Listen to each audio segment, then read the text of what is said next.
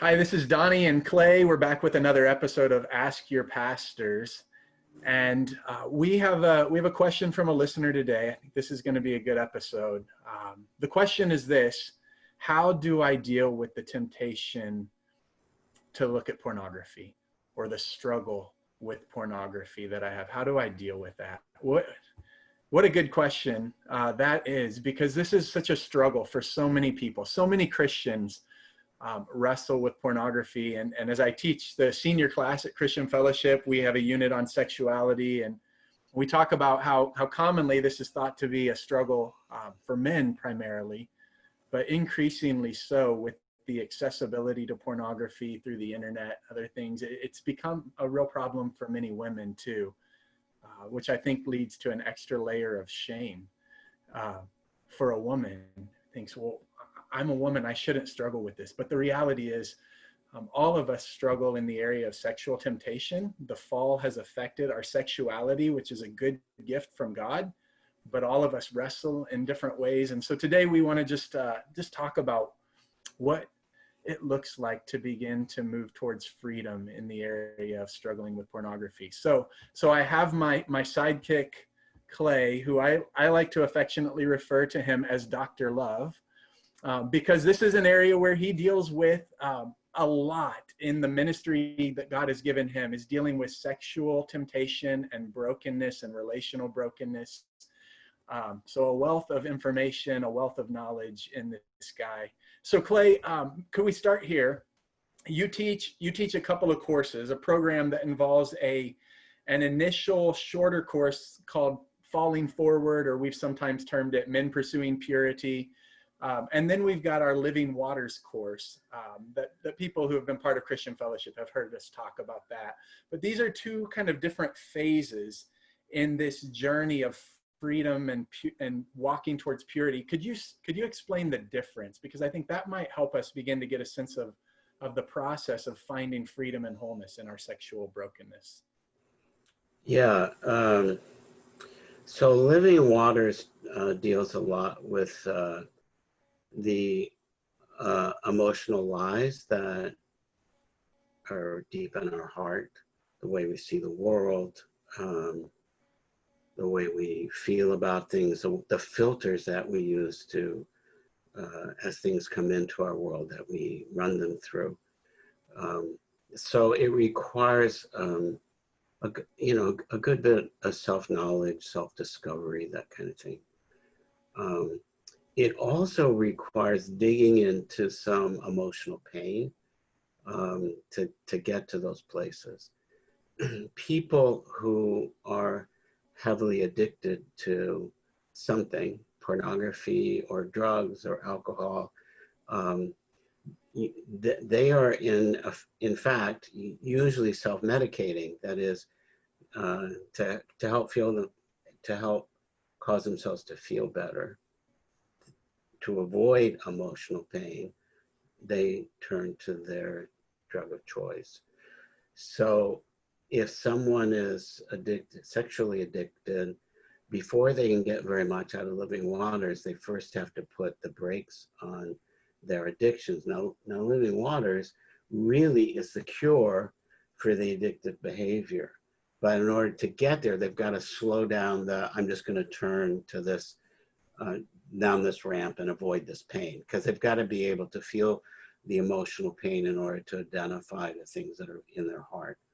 And so Men Pursuing Purity is designed to put the brakes on the activity. And then Living Waters is to dig deeper into what is the sort of the wellspring that keeps driving this activity. So that's an explanation.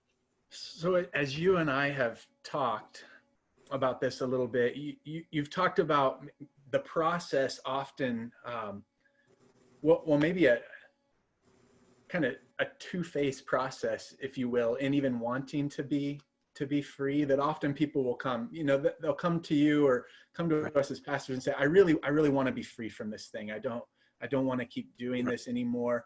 And that's a starting point, just that desire. That's a gift of God, a work of God in us to recognize this is not honoring to God. This is not loving towards other people. this is hurting me. I want to turn from it. But then there's kind of a second process that has to happen. Can you talk about that a little bit? Yeah, I've seen a lot of guys start going, yeah, I'm going to stop this. I think you see the same thing in alcohol and drugs.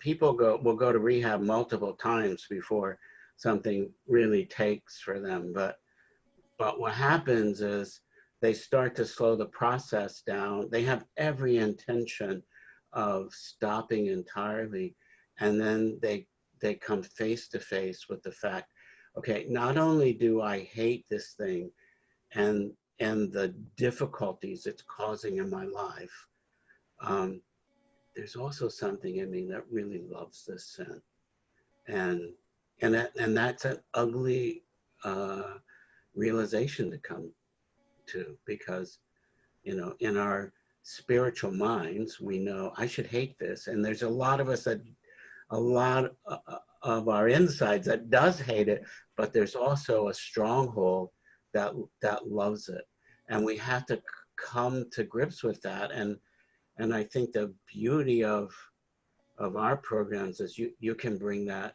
directly to the Lord, and of course he's not surprised. We're the ones that are surprised. We're not nearly, even when we're broken, we think we're good. Yeah. Underneath that. But then when we come to this, it's like, oh my gosh, I love this sin and I don't want to give it up. That's the recognition we have to come to. Yeah. Yeah. One of the things that I tell the seniors, and that's been helpful in my own life, is recognizing, I think about Paul's words in 2 Timothy 2:22, where he tells Timothy to flee youthful passions and pursue righteousness, faith, love, and peace with those who call on the Lord out of a pure heart. And I think sometimes our efforts towards overcoming sin of any kind, sometimes it looks like a flee. Okay, flee. No, no, no. I'm not going to do that. I'm not going to do that. And we miss the element of pursue something better. And so the way I tell the seniors, I say, you have to have a no. There has to be that part of you that says, no, I don't want that anymore.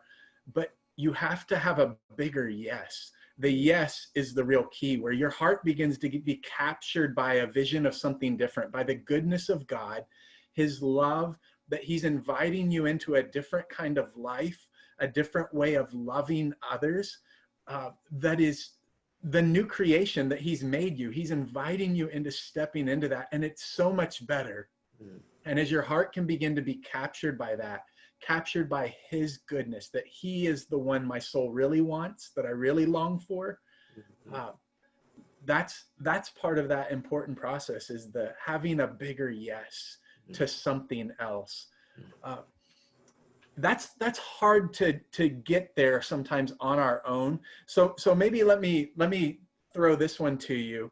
Can we do this on our own? Can we do this where we say, all right, I'm going to deal with this, and I'm really going to, and even not just with I think as Christians, all of us know, I can't do this on my own in my own strength. I need God's help. Can God and I together deal with this struggle of sexual temptation, of pornography, or is that process going to have to involve other people? Well, I would say theoretically you can do it on your own, but practically most people can't do it. I mean, so many guys will say, I've done everything.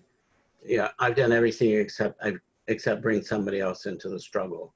I've done everything except confess this. I've done everything except to ask another human for help. And I think this stopping one thing and growing in another thing, I think left to our own, we're not very good at getting more of God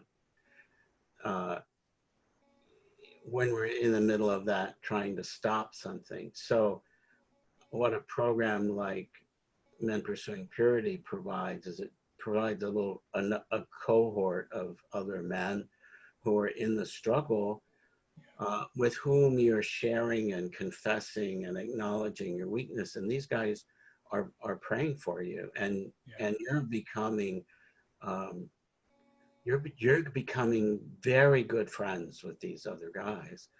And what happens is, instead of the shame that that you feel all the time, you're in their faces, you're seeing the compassion of our Savior and the love Mm. of God, and that's penetrating you.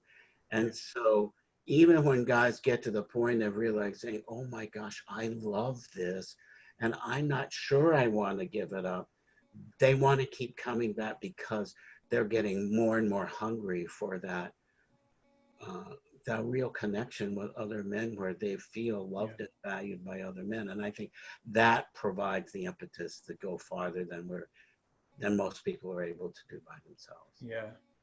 I've I've heard you share before, and I experienced this too as I went through the Living Waters course, that people will often say, we need a place to confess, just to come and share our struggles. And this is so life-giving to have people I can open up to. I wish the church could be more like this. Why can't we do that? There's just, when you taste of that, it does something for you. Could you maybe speak to that a little bit? What is that deeper need that begins to fuel or feed as you open your life up to someone else and you begin to receive grace or love from them? Yeah, right. Well, as shame surfaces, and I think the one of the truly hard things about sexual sin is they are particularly shrouded in shame, Hmm. because our sexual life is very private, and we are very isolated. And so to bring our sexual misdeeds into the light, it's like there are demons right around us telling us we're going to be condemned and don't do that and don't let anybody Yeah. know this, or just our own minds. And we don't really trust the process. If I bring it to the light, it's just going to be worse. But if when we bring it to the light, and there are believers around us who understand the struggle, but also trust in the light of God and the power of God, we experience God in that process. Yeah. Yeah, what was the question again, Donnie? Oh, that was it. What is it that we get as we open our lives up to others, as we can confess? Why is that so life-giving? I think you spoke to that. And I've heard. let me just say this: that when we do it in our courses, uh, there's always somebody in the group who's designated to pronounce forgiveness, Yeah. uh, in the name of the Lord. Hmm. And um, that scripture says, if we confess our sins, he's faithful and just to forgive us and cleanse us of all unrighteousness. Yeah. We know that up here, right? Yeah. But when you hear it coming from a human being, somebody says, in Jesus' name, I pronounce you forgiven. Yeah. It just takes hold in a way that your own little thoughts Yeah. don't seem as powerful. Yeah. Dietrich Bonhoeffer says in his great little book, Life Together, he says, the word of the gospel in the mouth of a brother or sister is stronger than the word of the gospel in me. And then he goes on to talk about how we can explain it away. We can say, well, but I don't know. I don't feel forgiven. I don't. But when somebody else comes in and speaks the word of the gospel over you, there's a power in Very that. powerful, right? Very Yeah. powerful. Yeah. So, hey, in just a few minutes, as we begin to wrap up a little bit, could you talk a little bit about the addiction cycle or the shame cycle, or the things that maybe drive us, and the process of becoming aware of our tendencies and how that's helpful in beginning to Right. find freedom? Yeah. Yeah, there's a real secret here, I think. If you're caught in one of these things that you don't realize, and it's a real benefit of a lot of study into addictive behavior. And that is that in the beginning, we are only aware of the bad thing that we do. And our conscience is smitten at the point of our sin. Um, And so that's what we focus on. I got to stop this thing right here. I got to stop it. But we don't realize that what's driving it is often something that happens hours before, sometimes days before. Uh, I think sometimes when I'm dealing with um, a marriage, one of the spouses will be angry, but it's something that hasn't happened immediately, but something that happened several days before that they weren't able to admit or acknowledge at the time. But then it just sort of begins to build until they sort of blow up. And the same thing happens in addictive behavior. And so we have to back up that process. So when someone realizes, okay, I failed today at changing this behavior. So then we begin to say, well, what happened? What happened earlier in the day?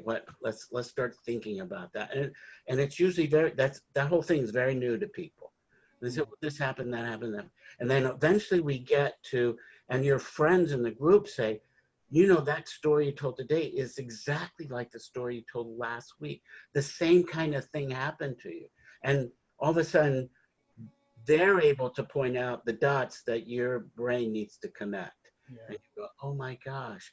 So when a child says something that dishonors you, or an employer says something that makes you feel insecure, or someone's a relationship that's important to you, feel like you're disconnected, and that sends our heart into this, I'm uncomfortable, I don't like this, I don't like this. And it's that emotional need that then this intense, the pleasure of a sexual sin, that emotion is so intense, it will cover up the other discomfort. Yeah. Well, the pleasure never lasts, and we never learn that, oh, this other thing is the thing that I've got to solve. Right. How to keep the rug from being pulled out from under me when I have an argument with somebody that I care about, or when I need to confront somebody, or when I need to man up and do something that I'm afraid to do. Yeah. That's the real key. Of course, that's much more manageable than stopping the other thing when you're in the heat of it. But learning how to do that, and then drawing upon other people to help you do that is really the heart of it. Yeah, that's good. I'm doing a true face mentoring cohort I've been a part of with Bill Thrall, and he's one of the authors of the book The Cure that we passed around at Christian Fellowship quite a bit. And one of the things he says the power of sin is not in the moment that we sin, but in the permission we give ourselves to sin. And that permission often comes well before the moment, where it's like this series of events where something happens, and in that moment our heart turns in a direction, and that will lead us to the point of, in this case, we're dealing with specifically to pornography. But we've got to go back to understand where we began to give ourselves permission, what happened. And then in that moment, then we can take that to the Lord, and we can open that up to someone else and share that with them, and they can begin to minister grace to us that can break the power of the shame in our lives that leads us to those places. Good. Well, we're out of time for today's episode. I know there's much more that could be said, but I hope these have been helpful. Thank you, Dr. Love, for your wisdom and insight. So welcome. Let me leave us with this. I share with the seniors as I talk with them, Hebrews chapter 4, verse 16, where it says, we don't have a high priest who is unable to sympathize with us in our weaknesses, but we have one who was tempted in every way as we are, yet without sin. So let us therefore come boldly to the throne of grace, that we may receive mercy and find grace to help in our time of need. And I just tell the seniors, and this is something I'm growing in, wanting to practice in my own life. When you are struggling, when you are tempted to sin, when you have sinned, whatever point you're at in the process, run to God, not away from him. We tend to want to hide, like Adam and Eve did in the garden, but God wants us to run to him. And in that process, we find grace. And often that running to him looks like running to another individual, to open ourselves up to them, to receive grace from them. So if you're looking for just one starting point to say, where do I start from here? Run to God. open your life up to him, be honest with him, and take the courageous step of opening your struggle up to another person and see how God meets you in the midst of that. Thanks for joining us. If you have questions, as always, we would love to hear them. You can email them to us at askyourpastors@christianfellowship.com, and we will see you next time. Bye-bye.